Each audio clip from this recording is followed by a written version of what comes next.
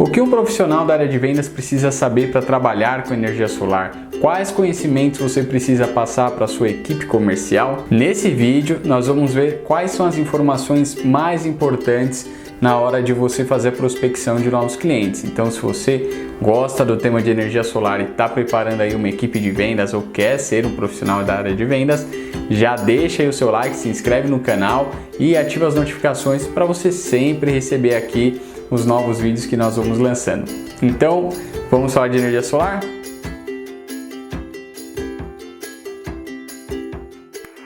Essa semana, os membros da comunidade Phototips receberão aí no e-mail deles uma cartilha com instruções para a equipe comercial. Então, na verdade, um documento que eu sempre forneço nas minhas consultorias. Eu vou estar trazendo de graça aí para a comunidade, que traz instruções de quais são as atividades, quais são as atribuições, até onde vai ali o profissional de vendas, o que ele precisa saber, quais são os principais conhecimentos que ele precisa ter. Então tudo isso o pessoal da comunidade Phototips vai receber. Se você ainda não faz parte, clica aí no link da descrição e corre se inscrever para você também receber esse material e muitos outros que semanalmente a gente vai distribuindo, ok? Bom, então agora vamos falar aí quais são os principais conhecimentos que o pessoal da equipe de vendas precisa ter. Bom, então o primeiro é uma ferramenta para cálculo básico aí do dimensionamento do sistema fotovoltaico. É muito importante que o profissional tenha essa ferramenta, ainda que de uma forma bem simplificada, para que ele tenha agilidade e segurança na hora de fazer as suas prospecções, os orçamentos e assim por diante. O segundo ponto importante é que tenha o conhecimento de como funciona uma fatura de energia. Então, tanto para clientes de baixa tensão, clientes de média tensão, é importante você entender quais são as componentes ali da tarifa que é paga, quais são os impostos que incidem e como a energia solar é aplicada para a redução dessa conta de luz. Então esse é um conhecimento muito importante também para que não tenha erros na hora aí de fazer um orçamento e na hora de fazer uma prospecção. Só lembrando vocês que aqui a gente tem vários vídeos no canal falando sobre conta de luz, então aproveita também o conhecimento que já tem aqui grátis, tá bom? Para vocês aprenderem mais sobre isso. O terceiro ponto importante é o padrão de entrada. É importante que você tenha uma equipe de engenharia que possa te dar um suporte, né? Porque não é tão simples você entender sobre o padrão de entrada. Mas, né, havendo ali uma certa experiência, aprender o mínimo aí só para o seu representante comercial aí, né, o seu vendedor, ele poder notar aí se o padrão de entrada está atualizado, se não está, se tem alguma coisa ali que precisa ser alterada, se de repente está fora dos padrões, ou até mesmo identificar qual que é a capacidade, né, a carga instalada naquele padrão de entrada. Tudo isso é muito importante para que você consiga também fazer uma captação correta. Isso que a gente acabou de falar nos leva ao quarto ponto, que é os fatores limitantes, né, do projeto. Então, de repente, você faz um projeto para uma casa que precisaria de 30 placas, mas quando você vai analisar o padrão de entrada, você percebe que aquele padrão de entrada não suportaria um projeto que tivesse aí 30 módulos, não suportaria a carga do inversor,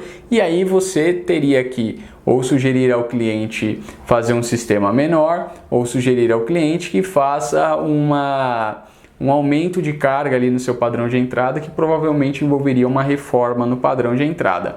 Isso às vezes é descoberto de maneira um pouco tardia, porque a pessoa que vai fazer a captação às vezes não tem esse conhecimento, então manda lá a proposta, negocia, e aí só quando chega para alguém fazer o projeto que a pessoa vai poder alertar que esse problema ocorreu, né? Então é importante que o seu profissional de vendas também tenha essa capacidade analítica aí quanto aos padrões de entrada. E é claro que quando nós estamos falando disso, não estamos falando só de potência disponível no padrão de entrada, nós temos que pensar também na área disponível. Então esse é um outro ponto importante. Então você tem o dimensionamento ali de uma forma simples, tem também vídeo aqui no canal que você pode assistir sobre dimensionamento, mas tem que ver se, por exemplo, essas 30 placas, o padrão de entrada suporta essa potência instalada e se o telhado tem espaço para 30 placas, né? Então tudo isso daí são coisas que tem que ver. O quinto ponto que eu gosto sempre de frisar é que você tenha conhecimento para auxiliar o cliente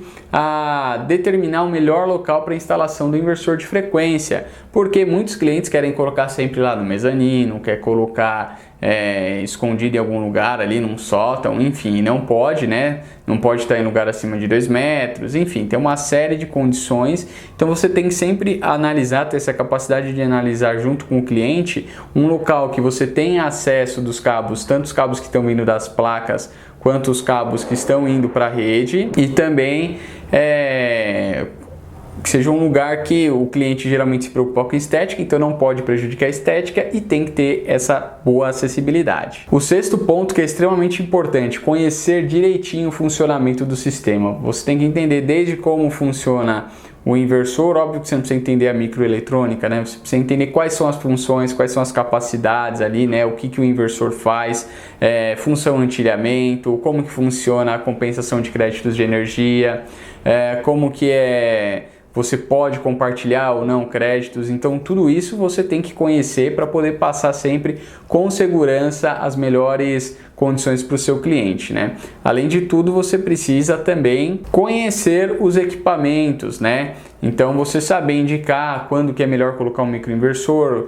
A gente sabe que sempre é melhor, mas vamos dizer assim, quando que é realmente necessário, quando que justifica ali você ter um investimento a mais para ter um microinversor. Então tudo isso são conhecimentos que você tem que também procurar trabalhar com a sua equipe de vendas. O sétimo ponto é você tem que conhecer como funciona o processo de homologação. Então o representante comercial, ele tem que entender passo a passo o que está acontecendo, né?